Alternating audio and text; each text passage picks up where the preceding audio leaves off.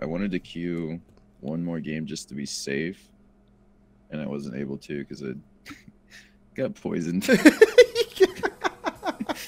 Couldn't queue games cause poison. I was so sick. It's a good reason, though. It's a good reason. This is Tiqqle Talk number 4, and I'm here with DopeFriend. He is a multi-gladiator rank 1 player across Rogue, Mage, Ellie, with a 3k Rogue. Pretty surprising, but he's crushing it all around. Here he is talking about WoW and some other games that he's pushing the envelope on from an esports perspective. How did you first get into WoW, and like, who was the person that did this to you? Okay. Yeah, I came home one day when I was like 14 or 15 years old, and like I got home from school, and my dad's like, "Hey, sit down and press 1 and kill these things." I was like, "Okay," and he was a like level 3 druid or something, and I sat there and I pressed wrath on those little like night sabers or whatever in the starting zone, and by the time dinner was ready, I was like level 13 or something. I was just into it. And he let me play on his account when I would get home from school. He eventually became a rogue, and I got to level his stuff and play his stuff. And then after like 6 months or something, he gave me my own account. Oh, wow. Wow, that's so awesome. It came down to my dad corrupting me. Wow, jeez, bless him. Bless his soul. I hope Blizzard hears this. Target fathers of young, susceptible. Yeah. Make the boars worth more. That's seriously though. But is that so? That's how you started as? I didn't know. Yeah, I guess technically I was gonna ask like, what did you start as? But it sounds like a druid, and then you were playing as rogue because I know rogue became something. Did you stick with? Is that how you kind of got stuck? You started playing rogue after that? Yeah, we didn't get his druid very far, and then he decided he wanted to be a rogue. And when I started playing rogue, it just got really comfortable, and it felt fun because I could just sit and stealth and attack people. And when was that? What X pack or? That was vanilla. Like that was the first day WoW came out. Was the day that I got introduced to it. Oh, so shit! I'm a day one player. Oh, and, wow. Yeah, it was very interesting, and I got to raid with my family because my mom started playing too. My brother played, so it was like a whole family thing. We'd raid together, and my dad would steal all the rogue gear because when it was like time to distribute loot, he would like make up some excuse like, "Hey, the cat box needs to get done right now, or I need to go walk the dogs right now." I was like, "Dude, like I need these are like the tier 1 shoulders. We haven't seen these in like a month. I need these." Oh my god. And then yeah, he would just steal it, and I was depressed, and I eventually just left the guild. Oh, you did really? Yeah, I wanted the gear, man. I just kept getting robbed. By your dad. He's like, you gotta go take out the trash, dude.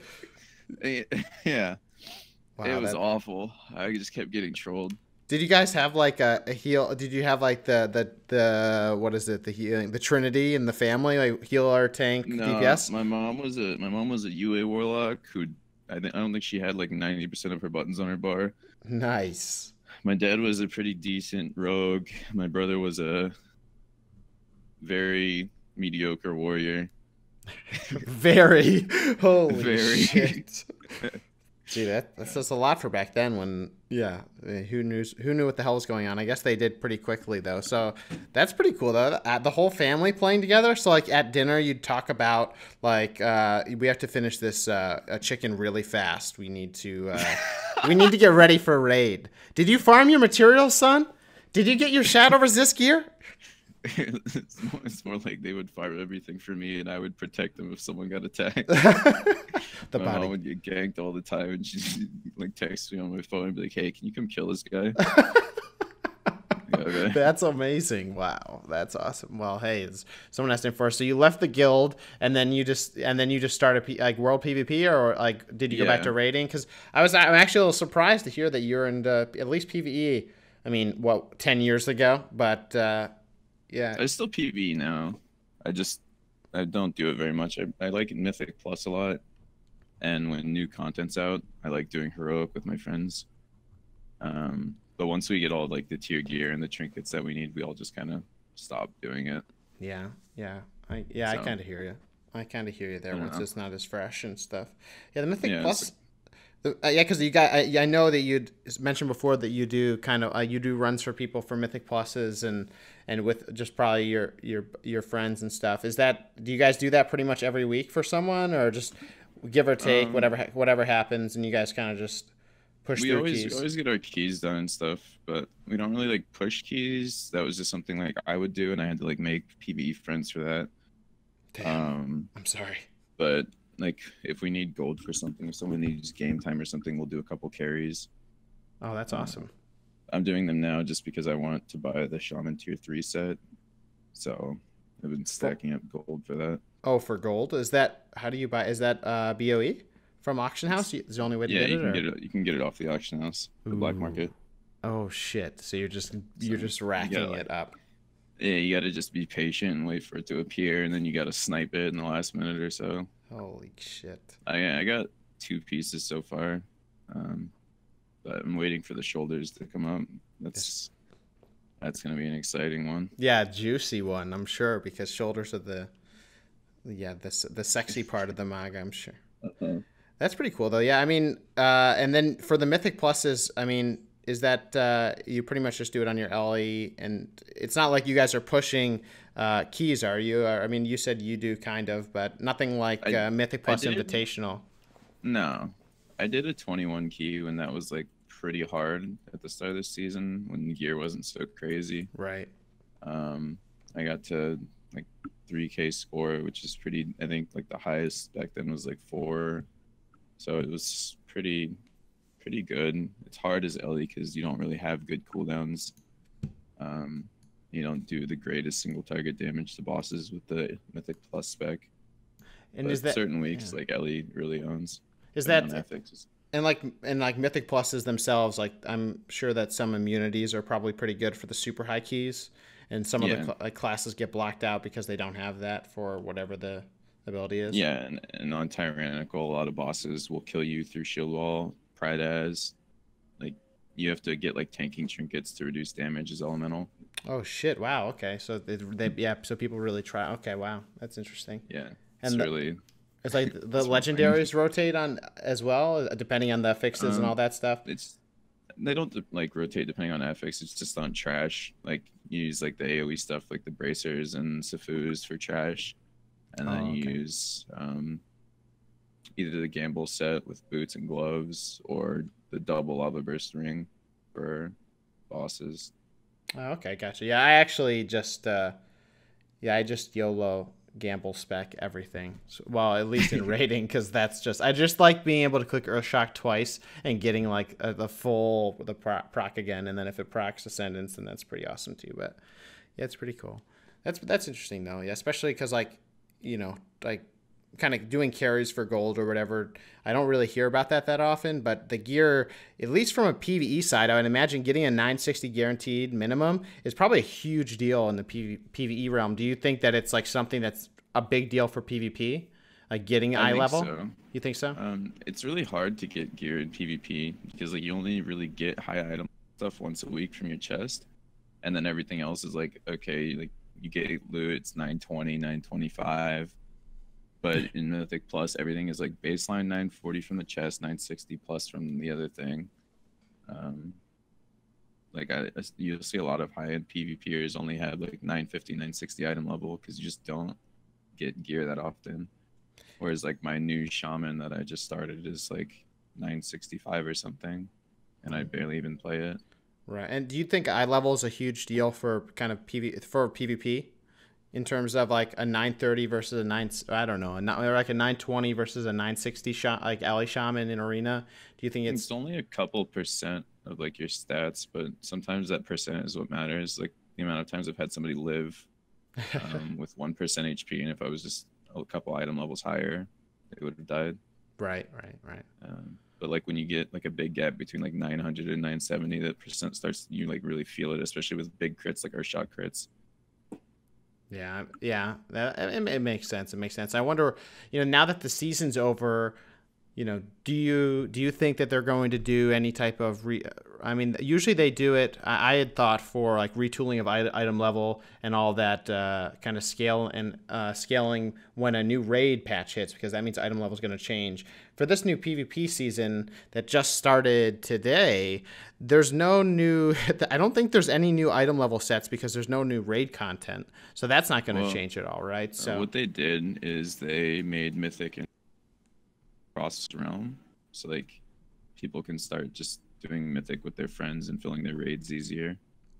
So I think that'll actually help people get item level, and then PvP item level went up slightly, it looks like. I see. Okay. Interesting. And so going back to when you were talking about like Rogue and Vanilla, so you've been playing since Vanilla. Was the Rogue what you picked up in Vanilla kind of what you had played for the most part? Because I know you had linked me one of your rogues that was sitting at the high, like one of the highest threes CRs in I think ever, if that's right. I think you linked like last week. Oh, this is my rogue, and I was like, yeah, you have a rogue, and it's like over 3K just sitting there. It's like, well, what? So is that what you ran until a certain point? Yeah, I played rogue and strictly rogue until season 8 back in Wrath. And my mage partner was like, hey, do you want to play my mage and let me play rogue? I was like, okay. I started playing his mage, and it was really fun. So I would always play it whenever arena tournament would come up. And eventually I just made my own mage and started playing it, and I ended up getting 3K on my mage. Oh, that's nuts. I really enjoyed those two classes a lot, and that was pretty much what I stuck to. Those were like my main and my alt. And then in MOP, I just started multi-classing pretty much everything in the game because I got bored. Yeah, and that was kind of like when even the raiding guild started doing ridiculous amounts of like alt runs to gear alts in case the meta changed and certain classes were going to be super overpowered. It seemed like ridiculous amounts of alts, so that it kind of makes sense. And is that when you kind of picked up Ellie, or is it later? I played Ellie in MOP for one day, because the tabards were only 2,500 and they looked really cool. So I decided I wanted them on everything. So I queued for one day on my hunter, I got my tabard.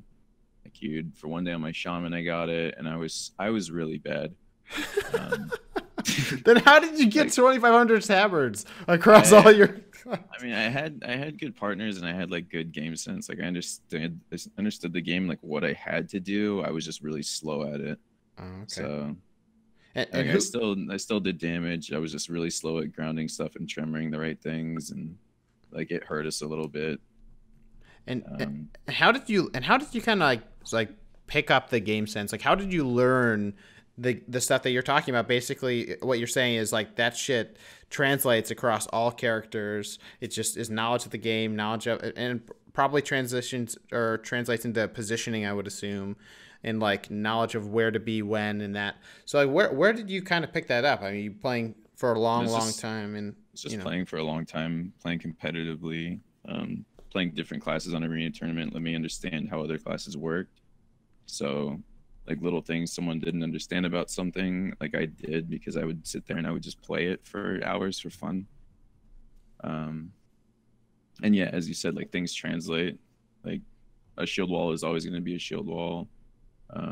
A class of purge is always going to be able to dispel certain buffs. Like everything is relatable, at least.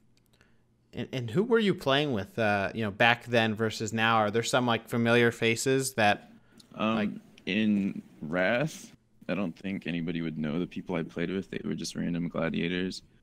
And then in Kata, I met a couple people in season 9 who I actually got rank 1 and 5s with, but I transferred off because they wanted to sit and I wanted to play. You're like, F this, rank 1, yeah, schmank 1. I met this priest named C Straits who was really, really good. He ended up getting a reputation for some not so legal activities later in MOP. He started cheating. Actually cheating. Okay. Yeah. And season I would transfer around and destroy all the battle groups together with random shamans. And eventually I met a shaman named Sharpstorm, who he had rank 1 from Wrath. He was really high rated at the time, and I asked him if he wanted to play. He said sure.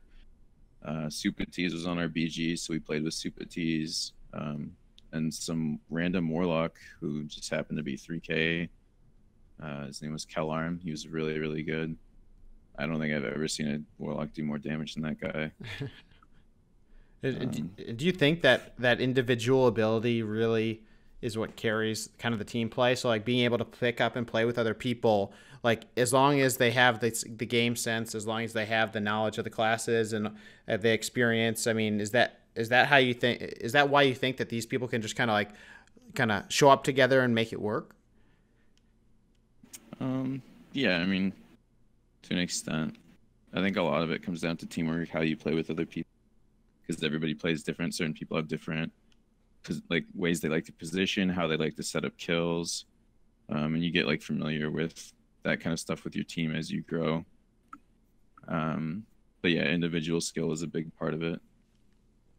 And in your 5v5s with Supa, and like in 5v5s in general, it's like something that you don't even, like some people don't even, maybe not even know that, I mean, people probably knew it was around, but like, was that kind of something you really liked to do? Because that was I not hated as many fives. people. You hated when I first fives. played it and cat it was so fast paced and there was so much going on my screen. I didn't have target 4 and 5 macros, which I don't like clicking my targets. And it was really stressful on Rogue for me. So I played my Mage in it because I didn't have to do as much. I just did damage. Right. But that's nuts. Yeah, I ended up loving fives in like MOP. It was like one of my favorite things to play. All right. What and you said you played with Supatees. Did you guys? Was it? I mean, I don't know if you ever played with him otherwise, but was there any? Did he have as big of a beard back then? I mean, I don't really remember. I saw him one time. He like turned his cam on at the end of season 11 in Cataclysm, and it was the first time Sharp and I had ever seen him. And he was sitting there in a lazy boy playing the game. Wait, really? Yeah, it was really entertaining to see. And he would always he played the saxophone back then. So he would just be sitting in the call, just playing the sax. And I guess he picked up a flute since then and is now the super flute. But I did not know that. So he was the sax man. Yeah. Wow, that's actually really funny. So after you'd win your games, he would just do the, break out the jams. Yeah, he'd start playing. That's hilarious. Yeah. Wow. Okay. All right, he fair was enough. A character. It's funny. We actually called that he would be one of the best commentators in the game. Oh, yeah? And then we told him to apply and like try out for it, and he did. And wow. Yeah. Wow, he would always sit there while we were watching the WoW tournaments and practice doing it himself. And we just thought it was the funniest thing. That's awesome, especially that he did that kind of openly and not like in a box. You know what I mean? Yeah. That's pretty funny. Jeez. Okay, that's pretty cool. Yeah, I never was really into fives, but you would go like I remember just queuing with a bunch. I mean, for me, it was just like with a bunch of buddies and just joking around, whatever. And we would play it, and then there would be many times because it must have been just the sheer number of people. Like we would queue and we would run into like a team that actually cared and like put thought into their comp, or just there was like 5 boomkins or something stupid, and we would just get rolled. And it's just that was definitely a different type of thing. And I mean, coming up in BFA, they're gonna bring in the RBGs with 6-on-6 instead of 10-on-10. Do you think that's? I mean, are you excited for that? And do you think that's something that's gonna be like close to fives or different, or what do you think about that? I mean, it's still RBG, so it's gonna be different than fives, but like myself and my group of friends are all very excited for that. The thing with like RBGs is getting 10 people online that want to play is kind of hard. Like late at night, having 6 people around is pretty easy to, it'd be fun to just be able to do something with everybody. And like, you don't always just want to queue 3s. Getting 6 people on to queue, and like the odds of 5s or 6s, I guess, needing tanks is a lot less likely, I think.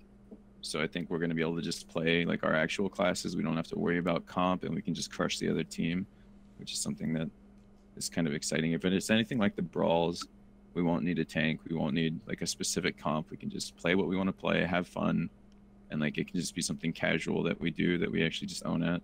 No, that's actually pretty it's awesome. kind of what fives was for a lot of people. It's like, okay, like we're done raiding. Let's play some stupid comp with 3 warlocks and a moonkin, and then you'd have like the obvious tryhards, and then the people who like, you know, want rank 1 from it.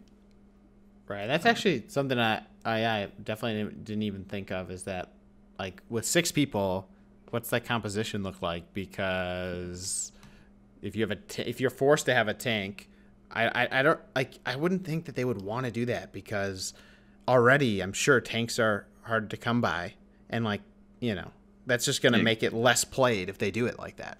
So that's actually, Good tanks are definitely hard. A lot of people don't really understand what they're supposed to do. But if you can just keep the other team in the graveyard, then you don't need a tank. that makes sense. It's true, I guess. Yeah. Oh, jeez, that's funny. Yeah, and even the meta right now in RBGs, because you're obviously, you know, I think you shared the one time you just like, I think you guys threw together just RBGs of like at like 2,500 just for shits and giggles, and then you, well, it wasn't the best example just because you guys got in and then I don't know what happened, but you guys were lagging and people were lagging out. But it was just funny to see like, oh, let's do RBGs, okay, threw people together, and then like, let's just go in and kill everything. Okay, bye. Like you guys just like walked through it, and it was just, you know. Yeah, we actually almost 6v10 that team, and they were 2,350, 2,400. Yeah, that was kind of ridiculous. Yeah, it was, people were like, oh, I just disconnected. It's like, team member dropped. And then you're just still playing the game. I was like, oh my God, what the hell's going on? But no, it was really sad you didn't get to see what it was actually like from the games before that. Yeah. We were having a good old time. I think we had like 80 kills in the game prior to that. God, that's disgusting. And jeez. And do you RBG often now? I know you used to play a lot, but yeah, you don't now. I think I won a total of like 20 games last season. It's just not very fun with like the current meta and like how dead the bracket is, I guess. We don't like, nobody wants to flag carry as a demon hunter. We just want to go in and kill stuff. Usually if we actually want to like try to beat like good teams, I would just go on my guardian, and then they don't really have to defend me at all. People come to try to kill me and I just kill them. So you answer flag carrying with just slaying. That's ridiculous. There's just a common theme here of just slaying down, and then you won't have to deal with them anymore, like across the board. It's wow. It's I don't know. I think like that's how RBGs should be. It's how it was like in MOP when like we made the original ABN main team, and we just never lost games. Is we just had all the best players in the game, and like all of our players did more damage and did damage better than everybody else. And what do you think that what do you think it is that makes someone do more damage than someone else? I mean, other than like just rotation, I mean, what should somebody do to maximize their like BG DPS? Like if you're in a brawl. Well, I think like the basics come down to like knowing your rotation, knowing how to set up your damage properly. Like you can do 300k DPS on an LE just pressing lava burst, but you can do 300k DPS on an LE and one-shot people if you know how to combo Ice Fury with Earth Shock with a meatball proc. So like there's people who just like press Ice Fury and then they just dump all their Frost Shocks and they're not making this giant wombo combo out of it, for example. There's mages who will use their Lunith. Like you saw in my video I linked to you that I can one-shot a team on my mage. Yeah. The whole team. Yeah, And there's people who just sit there and they press Arcane Explosion, they shoot their missiles, and they don't really utilize the burst component of their class. So if you know how to set up your burst properly and you know how to do maximum damage, you're going to stand out more than other players. And then when you learn how to do that, plus communicate it with your team, and your team's doing that, you have the potential to wipe teams very, very fast. So yeah, and that video is ridiculous. And like, I mean, there was some coordination there, but I mean, and communication. But even for RBGs or BGs where you're going in and you're team fighting, I mean, is it usually that people are calling out things that they're doing, or like, so for example, like, are people calling out their CC on healers? Are they, or is it just kind of the damage? And because one thing I definitely we run into with like the Tiqqle Party folks is that healers will get trained in a fight, and they'll, do we peel? Do we force them to peel? Do we just do damage? Like, there's the decisions that have to be made, and like right now it's not really, we're just not sure on like what's the right way to answer. Like, your healers are getting pressured. How do you respond to that? Is it CCing them? Is it pressuring back? I don't really think there is CCing in RBGs. I think the only class that can actually CC someone effectively in an RBG outside of like AoE stuns are Moonkins because of Cyclone. But like a Warlock pressing Fear, for instance, is absolutely useless. But like having AoE stuns is good. Having healers that know how to heal under pressure is, I think, the main thing, because like you can't just fear them off. You can't sheep them off. You lose all your pressure doing stuff like that. You lose too much damage. Your team fight starts lacking. You get behind. Having healers that know to just drag somebody to a bad spot and then call a kill on them. Yeah, that was actually a sick suggestion too. That like, it's just like, it's so common sense though, but we had never really been like, if you're fighting at AB and you have 3 LA Shaman in the group, please walk the person to be knocked off to the ledge, and there's done. And I think we did that for the first time, and we knocked 3 people off, including 1 healer, like a Shadow Priest, and whatever else. Like, it's just common sense, but we just weren't thinking about, like, clearly weren't thinking about it. I don't think a lot of people understand that you can just knock people at Blacksmith. It's super easy to just drag them to the sides, either side, like the back side of the flag or the left side if you're looking at it from farm side. And then, like, as an LE Shaman on EOTS, you can carry really hard on Eye of the Storm.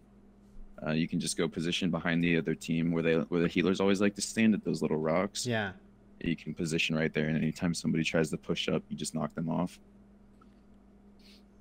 Well, it's interesting. Which I think I told you to do that. Yeah. I think you took a screenshot of my stream and then drew arrows like Zico on the screenshot. You're like, here, hit the button here. But it was actually super useful because even in a battleground last night, it was like, you could see where people thought they were safe and they were not safe, because it's just like takes like an extra 3 seconds of thought, and then you can line up like a knockoff. And I think we were doing it too, and like doing things like grip to knock off, or like and these are like little things, and it requires like 2 seconds of communication, and that's it. So, we started to do a little bit of that last night, so that was good. But definitely the damage thing in BGs is definitely something I always think that's really interesting, because sometimes people will do like they'll just do a disproportionate amount of damage, and you're like, what did you? Other than like, even Affliction Warlocks and S-Priests, there can be Affliction Warlocks, S-Priests that are really doing a shitload of damage, and then some that are just still peaking, but it's, but it's kind of like, it makes sense to what you said though. So it's just, damage, like damage isn't just all of it, like obviously an Affliction Warlock can do 700k DPS, and, in the team, throughout the team, whatever. And then if he's actually landing effective kicks at the right times with a 6-second lockout, that's pretty huge. That's it. And I was actually going to ask about that. I mean, like kicks, like, so like Ellie, of course, like we're the kick machines, but like how big do you think it is, like interrupting, having like people like making sure they're kicking either healers or other casters in RBGs? Like where does that rank? I think it only really matters if you know what you're supposed to kick and when. Like, you can come out the gates and land a kick in the first 5 seconds on a healer and have it not do anything. Or you can land a kick during a Ray of Hope on a Holy Priest, and now they're behind by 3 seconds. And then you Earth Shock's land out of that, their Ray goes dark, the person dies anyway. I think knowing when to kick is more important than just landing kicks over and over. Okay, no, that's actually, that's really useful too, because I know that's something that we're we'll look at kicks over entire games too and be like, oh, like we need more or less or whatever, or this class should be easy to do, this class obviously harder to do, but that's a good point. It's not all, okay, all right, no, that's good. I'm taking notes now. I'm taking notes. But that's cool. But so I'm gonna go back to the Rogue again. So Rogue in Arena, you're out of vanilla, you're going. So like, when did you start being competitive in, in PvP or in arenas? I mean, arenas only started in BC. So I mean, is that when you just kind of latched to that immediately? No, actually, I don't even remember what I was doing in BC. I think I was just so focused on like my girlfriend and school that I didn't raid and I didn't really PvP. And then some guy that I like casually raided with sometimes asked me if I wanted to do twos, and it was like kind of fun, but I got fairly high rated and I got like asked to queue double rogue with another rogue, and we ended up getting really high. And he's actually the guy that I got my first rank 1 with, but it wasn't really something that I gravitated towards until like season 7. That's when I decided like I want to get Glad. I didn't even know what Glad was before that. I saw it around. I was like, cool. I just got Rival. I don't know what that's from, but I didn't even know it was from Arena. Like, I just got it at the end of the season. I was like, I don't know what this is. It was kind of cool. I'd wear it. Dude, I don't even know, achievements weren't even out. That was just like, they were just titles, I think, right? Like, yeah, I don't remember. It's been so long, but yeah, I remember just getting Rival one day. I was like, oh, this is cool. And then I saw somebody with a Glad Drake. I was like, hey, how do I get that? Show me the way. I was like, okay, I'm gonna do that. That was it. And I messaged the best priest on my server, and he had a mage, and we started playing, and eventually we got it. It took me 2 seasons of trying to get it. Wow. And is that, you just found the best priest, and you're like, hey, you want that Drake? Yeah, I mean, you want that title? Yeah. I mean, he was already a Glad. His mage was a Glad. They had a rogue that they were working with. And I don't know why they decided to play with me, because if I had looked at me and I had looked at him, this guy's undead, I'm a troll rogue, and that just wasn't very good in PvP. Oh, you mean literally a troll? Yeah, I was a male troll. Oh. Oh, no. Oh, no. I mean, it was really good for PvE, you know? Yeah, no haste, right? Yeah, that's really good. Wow. So, yeah, we played, and season 7, I got my first Glad. What? Interesting. Well, and somebody linked me, I'm not going to reveal any names, but someone linked me this clip I just sent you from Wreckful 3, and they said that you were one of the rogues in this double rogue priest game. I think it should start there. I think it's here. That's me. Which one's you? That's a trade secret. Oh, shit. Is it the one that died? No, I'm just kidding. I don't even remember who dies in this clip. I'd have to watch it. But yeah, we played double rogue priest with this guy, and then we transferred to Shadowburn to play with this druid named Slayers, and we got rank 1 as double rogue resto druid. Oh my gosh. That's ridiculous. The comp was really strong back then, and it was actually kind of busted when there was a trinket that came out in season 10 called Unheeded Warning, and it gave you a bunch of weapon damage when it procced, and we would base our dances around that, and it allowed us to essentially one-shot people in a dance. Wow. It was like one ambush and eviscerate from both of us would kill someone usually. So, what do they say? Working as intended? Or... Yeah. Yeah. It was very broken, and we definitely used it. Hey man, it's in the game. You know, it's what it is. What it is. And then you had mentioned before that, and actually, did you? So you know, obviously, Wreckful. You know, people like know who he is. But did you ever like play with him or against him a lot? No. I mean, were you guys queuing into him, or this was just kind of a? We did queue into him a lot. More so, I queued into him on my RMP than I did the double rogue. I think we tried fighting them as double rogue, I think like 5 or 6 times, and we realized we just can't beat them. We thought we would be able to, so we just kept queuing into them for a while. But he's impossible. I've never beaten him, not once. I could beat his multi-comp. I could beat Snuts and Ven on his team. But if he was on, we lost. That's crazy, man. Yeah, because I don't have like I never really I was not at I was not even close to anything there. But I always wondered back then how good was he, and like because I don't want to just put I don't want to throw people on totem poles, but from just curious, what sounds like he was actually really good, which is kind of sad. I think people have like diluted how good he actually was back then. Like I think it's like fallen off, but there wasn't a rogue like him. To be honest, like I could beat every rogue in the game, but I could not beat him. And it wasn't just his comp, it wasn't just his partners, it was that he always played better. He was super consistent and he would do things that mattered. Like if you watch the videos, like little things like shiv sapping people, grip sapping people, was stuff that I picked up from him. And I actually back in Kata, like people use Skype still, and almost everybody had their Skype name was their in-game avatar name. Like so when I first started queuing into him, I didn't know how to beat him, I didn't know what I was doing wrong. And I messaged him on Skype. I straight up just searched Recful. It was right there. I was like, okay. And I added him and I said, hey, I'm the rogue you're fighting. What am I doing wrong? And he would like tell me little things that I could improve on after every time we lost to him. And I don't know if that was his way of keeping us queuing into him, or if he was just like a genuinely nice guy. Yeah. But yeah, the breadcrumbs. Exactly. Yeah, just like one more trick each time, and then as soon as he gave you the full thing, he's off. He's done. That's crazy. Wow. That's pretty awesome though, to even show that even back then, like somebody that's crushing it isn't like holding his trade secrets. He's really open to talking to people, and I think that's something like even you, like with me, like where I'm, I've been on my 2400 journey.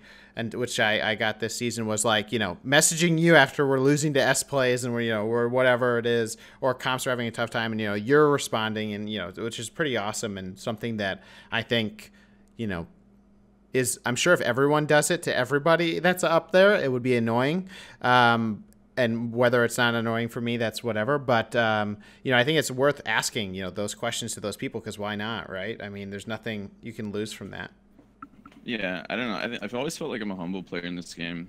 There was a point when I would say probably the most egotistical person that I'd ever met, and that was in MOP, and like that's since fallen off, and I'm back to being a humble gamer. And I asked Piff, or I asked Oz, like, hey, how do I do this? How do I beat this? And starting in Cruel season, for instance, I got carried really hard from my Cruel Glad. I was really bad. I pretty much only pressed Flame Shock and casted heals on myself. And Envy and Piff just carried me. And then they would tell me what I was doing wrong, and I would try to improve on it, but it was really hard. And I've since gotten a lot better. But I think like humbling yourself and asking your partners, like, hey, what can I do to help you more? Like if my Druid's dying, odds are it's probably something that I'm doing wrong.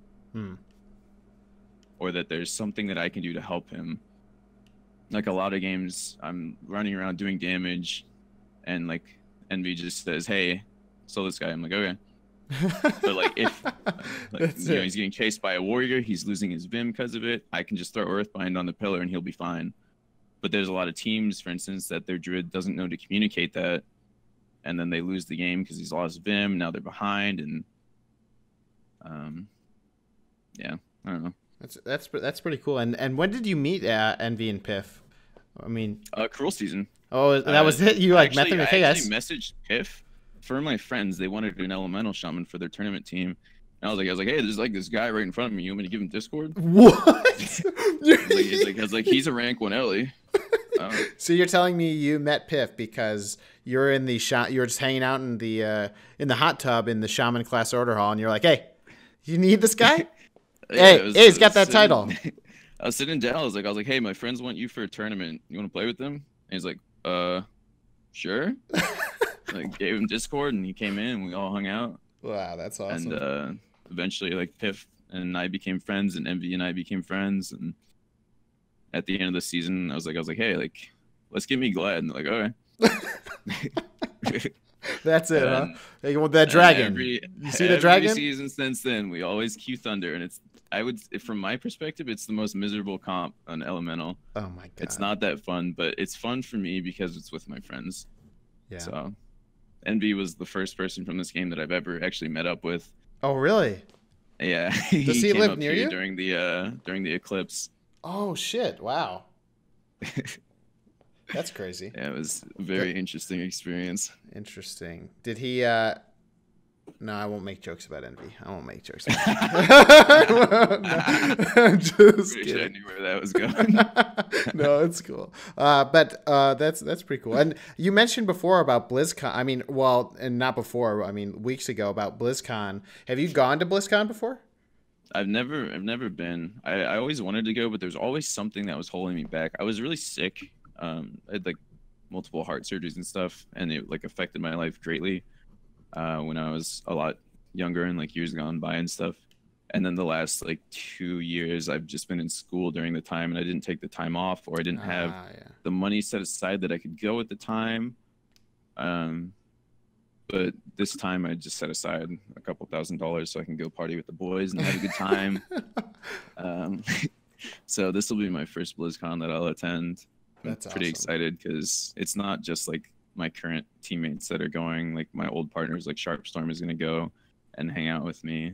Oh shit, like, that's awesome. That's right. I mean, I'm meeting people that I've known for like 7-8 years in this game. Wow. So that's awesome.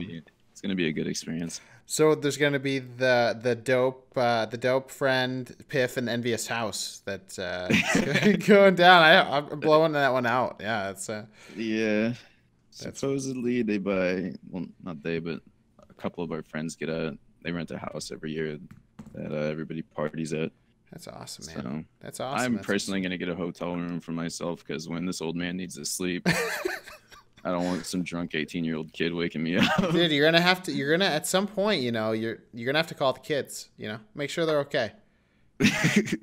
Make sure they're okay. Do what you gotta do. I get it. No, that's awesome though. That's great. Yeah, I've never gone either. This will be the first year that I attempted as well. So come on through. I'll be the dad at the party. No problem. No yeah, problem. Both. Kids? I don't drink or do drugs, so it's gonna be very weird at the end of the night when everybody's just like smashed, unconscious. Yeah, just on the floor. I'm just gonna be babying everybody. The one thing though that I even think about BlizzCon is like, because it is awesome, like everybody coming together, meeting each other. But I just can't imagine the amount of like awesome inside jokes that are gonna go down, and like the cringy jokes that are gonna be shared. It's gonna be great. Like that'll be incredible. Like we've got some really bad ones. Oh jeez, no. I just can imagine what's happened in Discord for the past 7 years. Oh God, that's awesome. No, that's pretty cool though. No, I think it'll be cool. And so yeah, I'll let you guys know. I don't even know how you get tickets or how competitive that is because I hear they just sell out. So yeah, they sell it instantly, but you can just like give somebody else your pass and they can walk in with it. So, for instance, if me and Piff were there and you didn't have one, Piff would give me his pass. I walk out, give you Piff's pass, you walk in. What? That's ridiculous. Wow. Okay. Because he's already inside, and they don't like check to see if multiples on you. And that's interesting. All right, we can't talk about it anymore. They might listen. Oh, they already know all about that. Oh shit. It doesn't matter. Everybody knows it happens. That's good though. No, that's cool though. They get all the nerds in, Right? Yeah, because why not? If you're physically there, you've already made the commitment, Yeah. So that's, jeez, that's crazy. Yeah, my girlfriend went like 2 years. It was like 2 or 3 years ago, and she was like, oh yeah, I'm going to BlizzCon. I was like, oh. Okay. So she went with like a bunch of people because she was friends with people in like midwinter and like high rating guilds and shit. And, but yeah, she told me stories and it just sounds pretty wild, but it'll be cool if it happens. So that's pretty cool.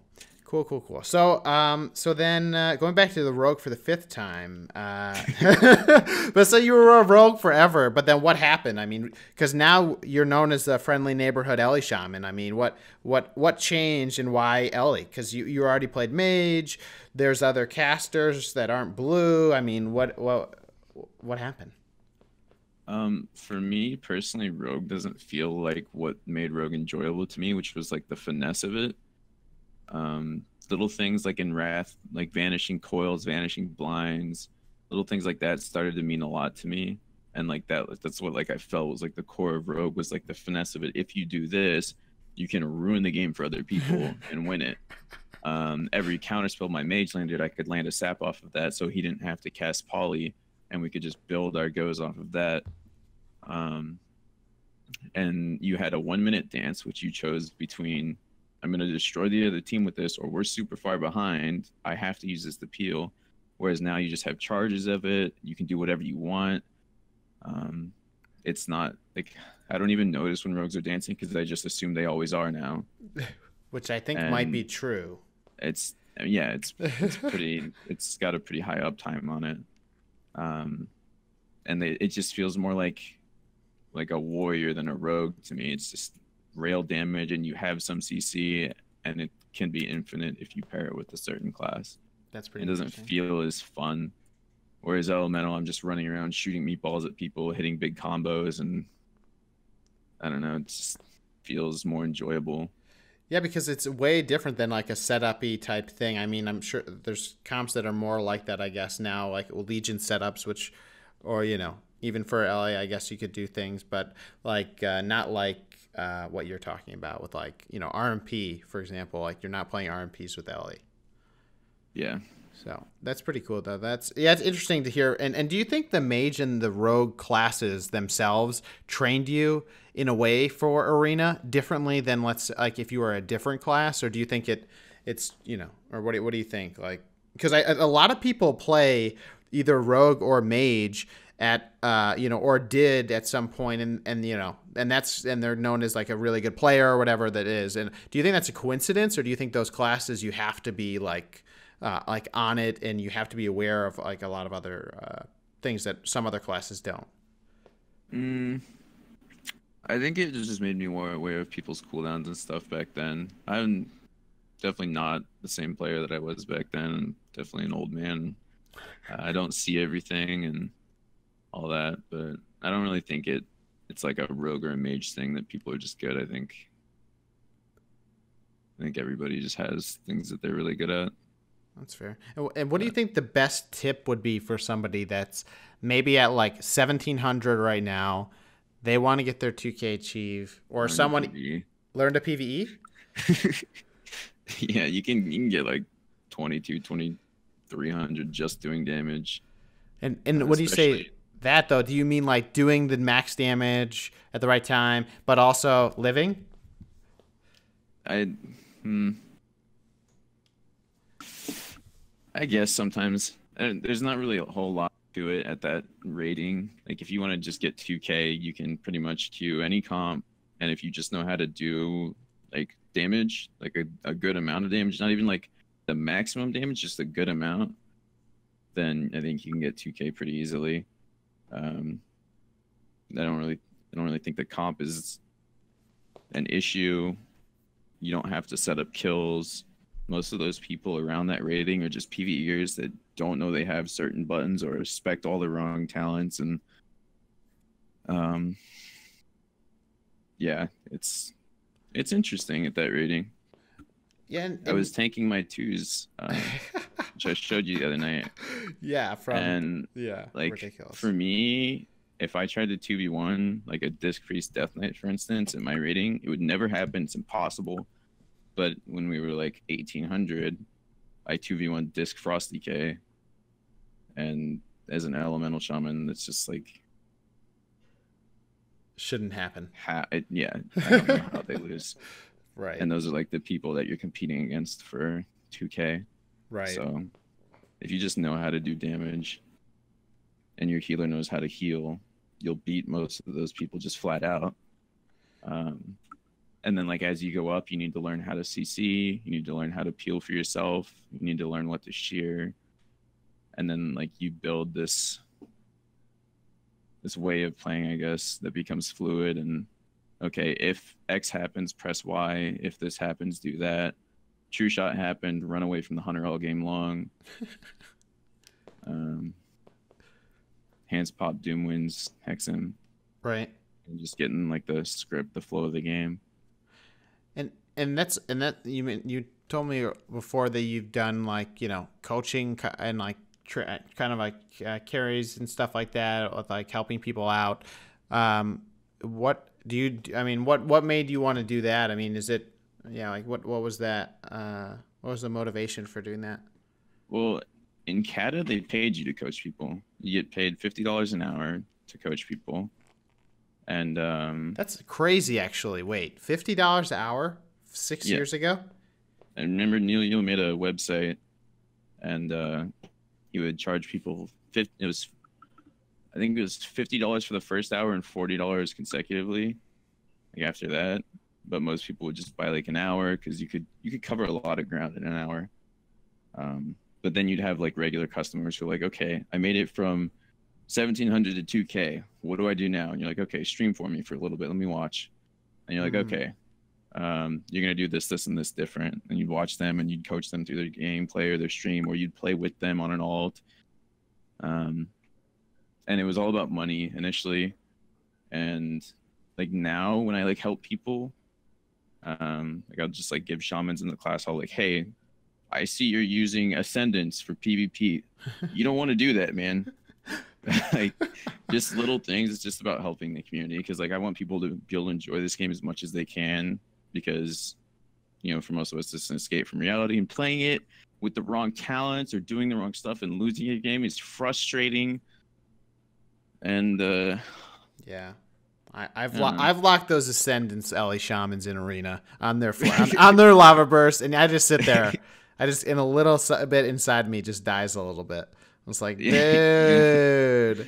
It's the best when they cast Elemental Blast and then they don't get to do anything. They just sit there like, all the trees. Yeah, all 11 Ele Shaman castable trees are just done. Like, you had so many. Why you done this right now? Oh, yeah, God. I don't know. It's just all about, I don't know. I was given a lot of tips, and I still am given a lot of tips, and it's just about giving back for me. Yeah, thanks for doing that, because it helps me too. So, but yeah, and then for Ele Shaman specifically, like you just mentioned like a bunch of stuff like do's and don'ts. I mean, who do you learn, or who do you kind of look at for like learning stuff from Ele, or you know, like watching, or think that's a good kind of influence for what to do, what not to do, and all that? I learned everything I know from Piff, and then like a couple things. I played Oz on his Holy Priest, and he would like tell me a couple tips, but that was like, I think we played together twice, so I didn't really get a whole lot out of him.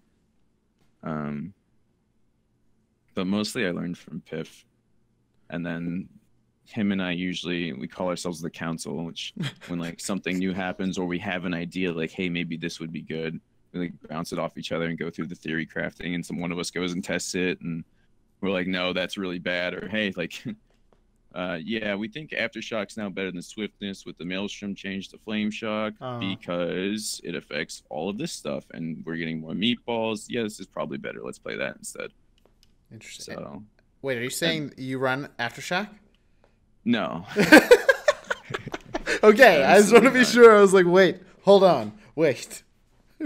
No, okay. I think Swiftness is just overall better. But yeah, like for instance, when the BFA talents first got announced, we sat there and we were in a call and we were just like, well, this comes out to this much Maelstrom per minute, and this is this, you know, this is going to do this much damage, and we sat there and we theorycraft all this stuff and we talk about it. And I think Piff respects me as an Ele now. He says that I could easily get rank 1, and this is definitely not something he would have said in Cruel Season.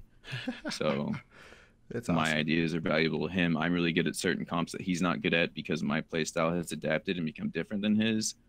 Mind you, as MB said, we both have this script we follow where we press Stormkeeper and the next global is always Gust of Wind, which apparently is not good in his mind. But I'm gonna find a clip of that right now, and I'm going to find it because holy shit, that's awesome. There's one specific Piff clip which is hilarious because it's the classic Piff at like 15% HP. The other team's dying. His healer's yelling at him to run away, and Stormkeeper goes off, and he goes, "The boy's going in!" And he jumps in goes behind the pillar, starts stormkeeping the other team, and dies. It's like the classic Piff maneuver. Oh, I want that clip. I want that clip. Yeah, I'll have to find it for you. I'm sure he's got it. Oh my god! But wow, that's like my playstyle has come from him, so I do some of the same stuff that he does. But for instance, there's like certain things about him that I learned from I stopped doing just because I was watching his play. I was like, I don't think that's that good. for my comp. Like, Right. so for me, like in LSD, like I don't get a hex healers offensively all the time, whereas him as LSP Destro, he gets to go for like longer CC chains on healers because he has more defensives like throughout his team that can save his warlock. Yeah, that's for sure. That's like, interesting, yeah. Because yeah, taking what he does and then now you're modifying now that you're comfortable. Yeah, and I can learn to fit it to my own play style for the comp I play. And that's awesome. But initially, his initial breakdown of what I was doing wrong was, hey, I do 350k DPS, you're doing 170. Do more damage. And I was like, okay. Okay. Thanks. How do I do that? Right. And then, you know, he'd give me little tips like, hey, you've got lava burst procs that are just sitting there wasting away. Press that, man. I go, okay. Sounds like a pretty good tip. pretty good. Yeah, I think a lot of people think that dumping frost shock is more important than pressing lava burst, but lava burst is greater than all spells. So why is that? Is that because it always crits? It can maelstrom, which can be impacted by. It'll always crit. It'll overload. It gives you maelstrom, which pushes you towards earth shock. So essentially, it's the most damage per global. Oh yeah, that's actually I didn't. Yeah, that's a good point. Yeah. Oh no, it's good. It's good. And then are you gonna stick with Ellie and BFA? Do you have any thoughts about changing or any? Yeah, for the most part, I think I'm gonna be an elemental shaman still. I think I'm bringing my mage out of retirement in BFA because my shaman sharp has come back to the game. Oh, awesome, dude! That's awesome. Yeah, I'm not sure how long that'll last. He usually comes back for a day and quits, but it's been about a week, so it's looking real good. Things are looking up. Wow, it's very promising. Wow, that's awesome. Because he's leveled from 90 to like 108 so far. So what a guy! And he's playing Ellie. No, he'll play restoration. Shaman. He's always my healer. He was Verdant Storm and Mop. He was the #1 Mistweaver, and he's he's like a 3K shaman also. He's been 3K on his Mistweaver and his shaman. Oh, so this is a big boy. Yeah, he's a heavy hitter. Oh, that's awesome. That's very, very well known throughout like the top tier WoW community. You mentioned Sharpstorm, most people will know who he is. That's awesome. All right, so he'll be next on the podcast. Thanks. I think he actually made it to BlizzCon once, or he made it into regionals. I forget. Oh shit! Wow. Okay. I'm gonna look up his face and I'm gonna find a picture of it. That's awesome though. I'm good to hear that you're sticking with Ellie, so we'll never be able to queue together. And then which is double Ellie, man. Dude, I actually lost to double Ellie on my alt the other day. It was pretty sad. It's not a bad comp. Like it's actually kind of enjoyable. You like stacking those earth shocks? His Ellie. Yeah, you can chain them together. Oh my god, it's pretty fun. After a full cap, yeah. Oh yeah. Oh, that's hot. Yeah. If one person gets off the Ice Fury combo and you earth shock, oh, that's dirty. That's dirty. You can 100 people pretty easily. Yeah, I got thunderstormed into a corner of the map because I overextended. It was great. I'm not even kidding. It was bad. But no, that's cool. That's cool. No, I'm glad. No, but I'm glad. I mean, I think LA Shaman too, like, I feel like over the years, like they were in a place where like there was always good Ellies and they were scary. But it wasn't like a mainstream class that people pushed in arena with. Like I remember when Legion first started, I was like, I'm going to go Ellie. And my buddies who are, they're not like, pushing rating in arenas immediately. Like, they were starting to start that process in this X-Pack. They were kind of like, you're just going to die a lot. And I'm like, well, we'll see about that. And I kind of just stuck with it. But I mean, I feel like, what do you think? Do you think they're in like one of the better places they've been in across the X-Packs? Do you think, because I feel like I'm a little nervous for BFA if they change a whole lot. I think with the changes that I've seen in BFA, Ellie's going to be fine. It's going to be kind of weird not having Gust of Wind, but you'll get more mobility, so it won't really matter. Do you think it's going to save Piff and you from dying behind pillars? I think Nature's Guardian will. Oh, okay, that's right. It's like an amazing talent that they're bringing back, and it really helps against Rogue Mage, for instance. It'll help Elemental live those goes where you don't have your shield wall, because getting back 30% of your HP is a big deal. But I think in terms of are they in a good state compared to what they used to be, I think they're just as good now as they were in MOP, which they're like a top tier class that pairs with pretty much anything fairly well. I think back in Wrath, there was only like 2 notable Ellies, which were Drainer and Novos. But like since then, the class has become a little more easier for the community to play. It's more fun too. Looking at Wrath Ellie, it definitely wasn't that enjoyable from my perspective. You're sitting there casting Lightning Bolt, getting trained, and eventually you get a window to get a lava burst off and you one-shot someone, and it's like, okay, cool. Oh my god. But that's crazy. I think it's just very user-friendly now and fun. So I agree on the fun part. I agree for the fun.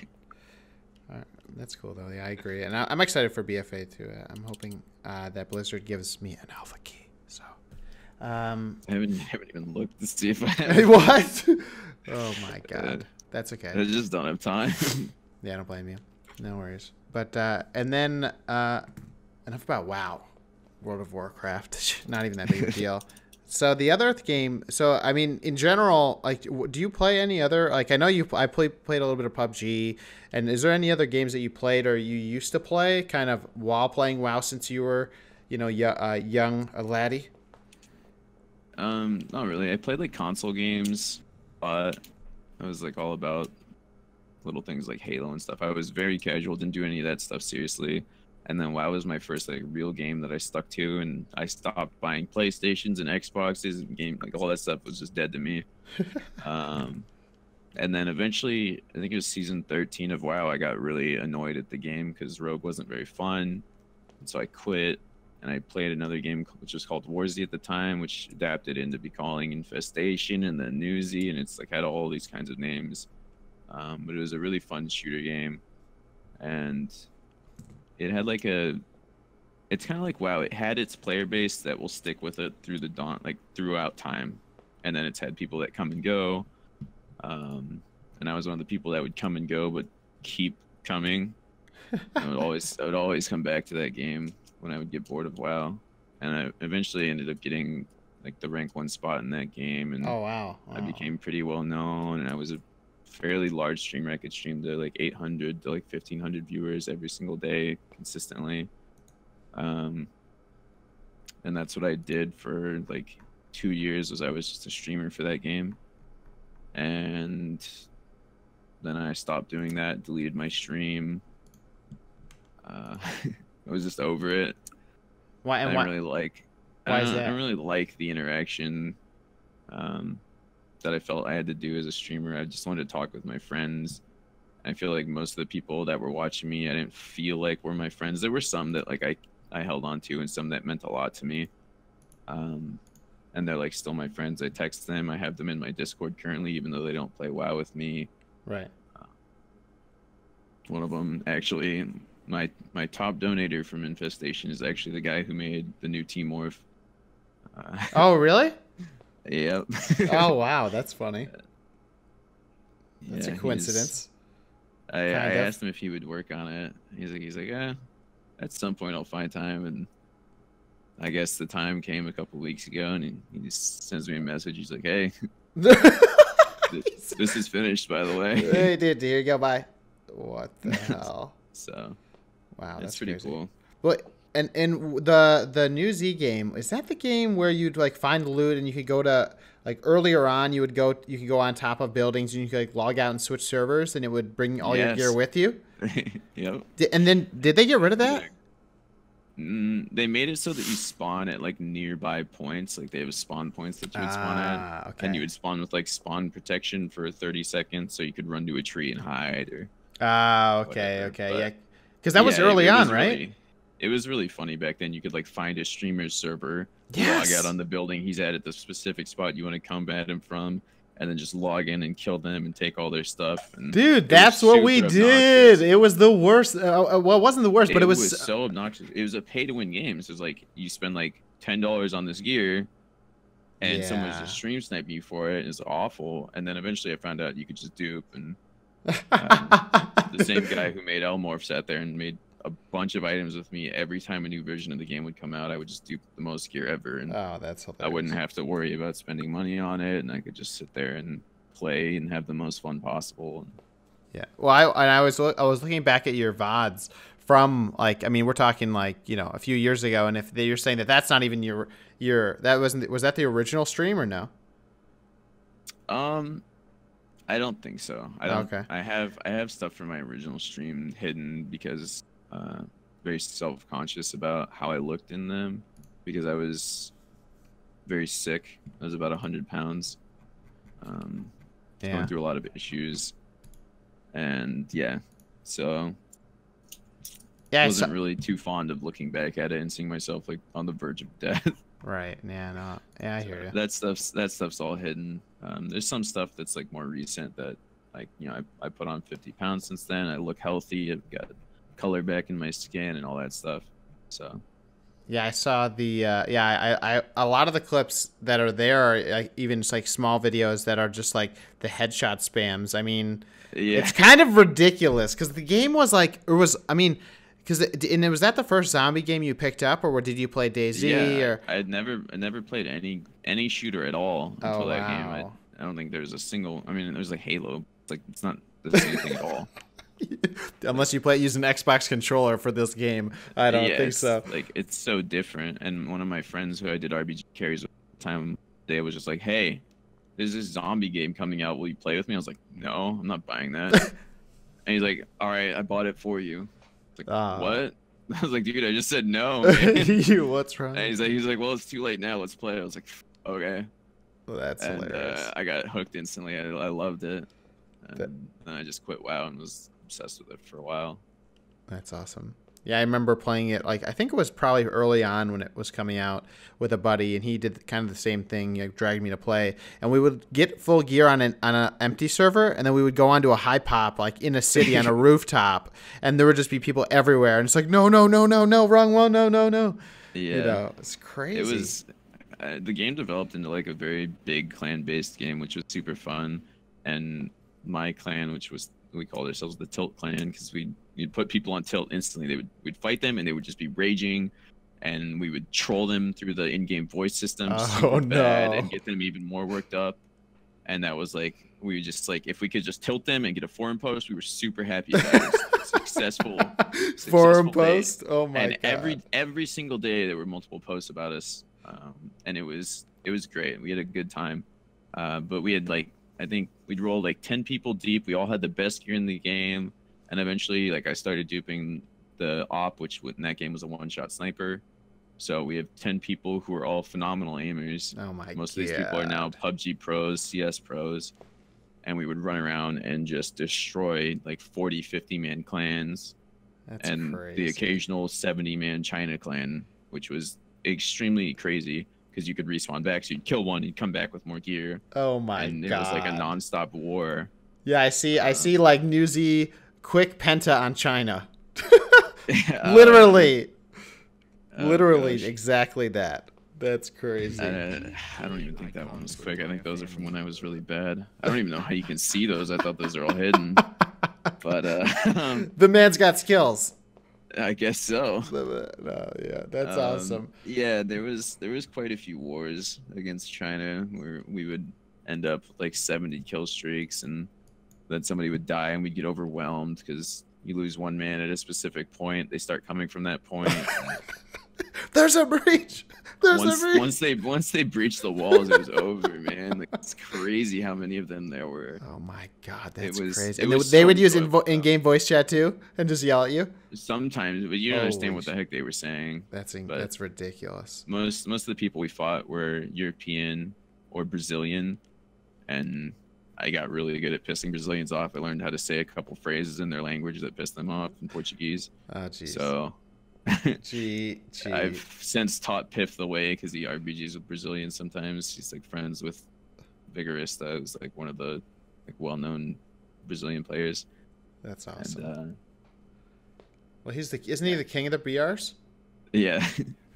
So, he's the king. I'm the translator. Oh, that's right. Yeah. I remember watching a stream with you guys. Yeah, that's. That's awesome. And do you and like now you're playing because we played like a little bit of PUBG. Do you think like I mean, do you go for those what is the M24 or the car or something, and that's your kind of I don't really like sniping in that game. I'm so bad at it. Oh really? Yeah, I just can't. I don't understand the aiming in the game enough to be good at it. And like if I played more, obviously I could get it, and I would be like, okay, like if he's running, I can aim here and it'll hit him in the face. Like, it's really different than what I was used to in Warzy. And I don't like have it down at all. So I can shoot with the M4. I can destroy people with the M4. But yeah, PUBG it's just something we do at the end of a long night. We're just hanging out and we're like, yo, LG, and then God, you know, no, not the LG. LG turns into one for the road, which turns into play till we lose. Well, we can't end on a loss. We got to play till we win. All right, LG for real, and then we die instantly. Like that's not LG. And you know what's supposed to be one game turns into 50 games, and now it's 8 in the morning, and the boys are still awake, and that's ridiculous. I think there was one time that you tried to apply that to me. And the scary part was like you guys were 100% serious. You're like you said you're not even you're like I was about to log off and you're like you're leaving? Like what? It was like LG then one for the road and then LG again and then I was like no I need to sleep. And you guys are like, all right, well, we're going back. You know, like, well, we're on our LG. Ready up. Yeah, like, that's what you said. Yeah, you didn't take it. That was ridiculous. Yeah. But, what is this? Getting invited by someone. Oh, dude, the party's starting. Tell them you have to talk about your kids real quick. You got to be a good dad because that's what I want to know. I want to know what's next with your family. Your dad, proud dad of three. I think. Yeah, I am a dad of 3 currently, looking at getting a 4th. You're looking to get a 4th. I have Cleopatra, wow. Bumbles, and Walter currently. Wow. Walter's a work in progress. Oh, I see. But he's very cranky and very new to the household, so. New to the boat. Understood. Yeah, they do call me the father of felines because I have the best ones. That's what I've heard. Because I saw that Piff I saw his cat references first, and then I learned more. Yeah, he doesn't have cats. He doesn't have cats. He has my cats in his heart. I send him Snapchats of my cat every single day, and oh, that's hilarious.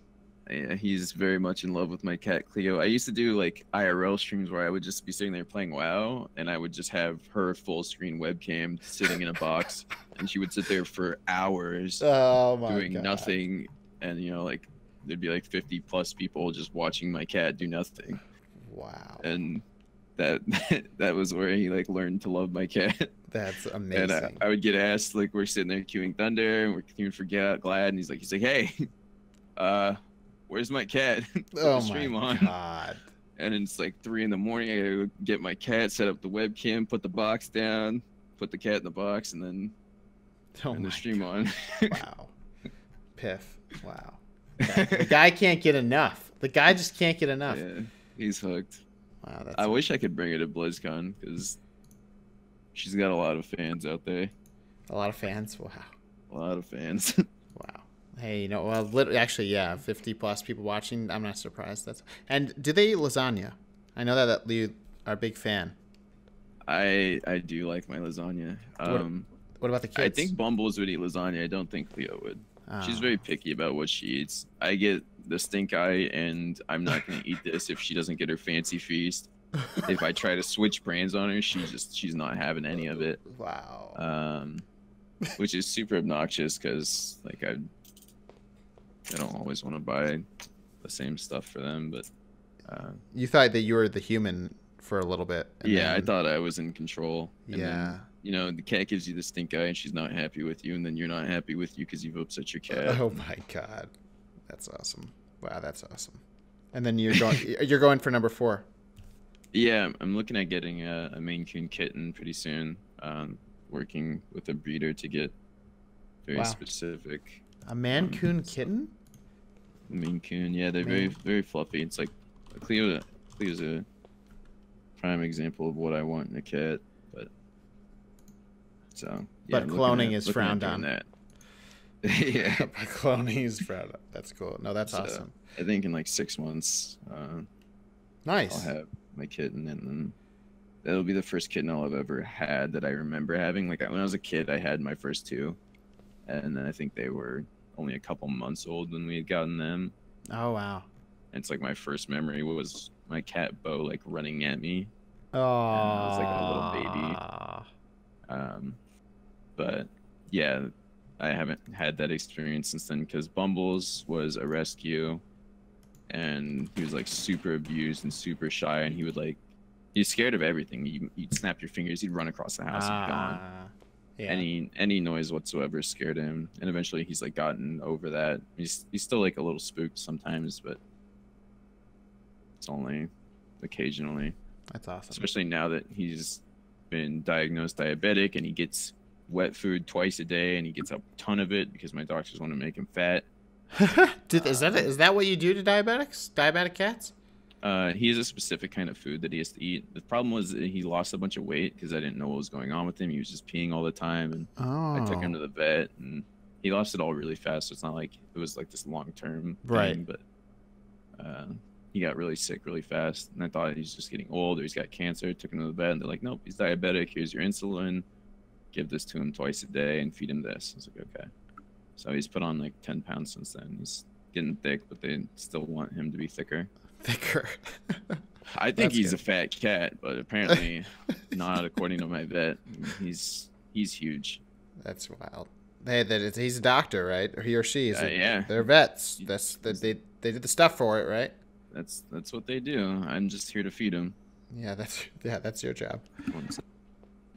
Okay. I guess I have only one more question, or one more thing that it was kind of brought up to me at random. I mean, I was a little surprised to hear, kind of things that you do outside of WoW. I mean, I heard that you were an avid cyclist. Is this something that you'd like to do? Like, why do you like cycling so much? Yeah, I am an avid cyclist. I actually have 2 bikes. Do you? You have 2 bikes? Yeah. I got a bike and a sickle. Oh. Yeah. Oh. I see. You want to go for a ride? It's a tandem. It's a tandem. It's tandem. You guys literally have you guys will like go on talk about jokes, and then I'll think that you guys are being serious, and you guys won't stop. You guys won't stop, and then I never know, because you guys talked about John Cena, like you were talking about the actual John Cena or something, and then I found out that it was your Druid that you talked about for like an hour. Like, what's he up to? What is he doing? Oh, who's that? Yeah. It's really funny. Incredible. In our Discord, we have a friend named John, and Piff and I always refer to my Druid in the third. So yeah, we sit there and be like, yeah, John needs a keystone. John's like, no, I don't. I did mine. Like, they're not talking about you. Selfish. God. Yeah. That's amazing. John's the man, the big guardian that saved all the boys. You did guardian with him? Yeah, and I made him specifically to sell keystones, so that we could pay for a game time, because like I think it was like Ferocious season or something, and everybody was struggling for game time and didn't want to pay for it. And like, well, I guess I'll go do my dailies. No, I'm just gonna make my Druid guardian. Let's do this. Oh my god. So John saved all the boys game time, and eventually he just became a meme. I thought he was Resto. I mean, I didn't know he was guardian. Jeez. Nah, he's actually the destroyer of the double rogue Xaryu dream team. Oh my god. Yeah, I would queue Guardian Mistweaver Monk into him every time he would queue, and John made it up to 2602s. Oh no, because you would just farm that because they just can't. There's just no. I could farm anything. It felt like. That is ridiculous. How long were your games though? Dampening. Deep enough. They can only go so far, man. Yeah, I don't know. Once they came out of stealth, once I found them, the game ended it within 15 seconds every time. What? Because it can't reset. That was like the whole point of Rogue was they could reset with Vanish and Cloak, and then so they'd force cooldowns reset, and then force cooldowns reset, and then eventually you'd run out of cooldowns that could kill you. Wow. But against Guardian, you can't reset because I have a very large range on my Thrash, and my Thrash applies a bleed, and you can't cloak a bleed. Right, right. And my Thrash slows you, so all I have to do is use my mobility right and stay on top of you and thrash you, and you lose. Is it still a thing? So, Guardian and twos? Yeah. If you queue into the right stuff, yeah. I mean, as long as you play with a Crane Monk, I think you can beat anything. You just have to dampen them. That's wild, man. We were trying to snipe him one day, and we queued into a Elemental Shaman Resto Druid that was like 2650, and I messaged him. I was like, hey, you're gonna lose. Please don't waste my time. I'm trying to snipe Xar. And they like made fun of me, thinking I was like 1300 and twos or something. And it was like 16 minutes or something. It was really long, deep no, but you're and they lost, and yeah, they didn't queue again. There's nothing they could do. My monk just runs away from all the damage, and I sit there and I'm just a bear. Wow. And I can do like 350 KDPS as Guardian. So that's ridiculous. It's not like it lacks damage. It just lacks burst. Wow. So that's just wow. Well, you know, the nerfs came out, so who knows if it still works. Just kidding. No, it still works. I don't even know if they did. They probably nerfed Guardian. I didn't see that one specifically. They actually nerfed all tank taunts. Oh, those winners. They took about a 6% damage hit. Good. I think that's probably the right thing. But I mean, what do you think? Do you think that was the right? You think tanks should be like they were? I think tanks were a problem, but I think more of the problem comes from Crane Monks, because without Crane Monks, those tank comps just don't do enough damage to matter. But when you add in the burst of a Crane Monk plus 15% more damage from the taunt, right, it got kind of wild. There was a Windwalker Warrior team that my LSD queued into, and we were about 2800 MMR. We were doing pretty well.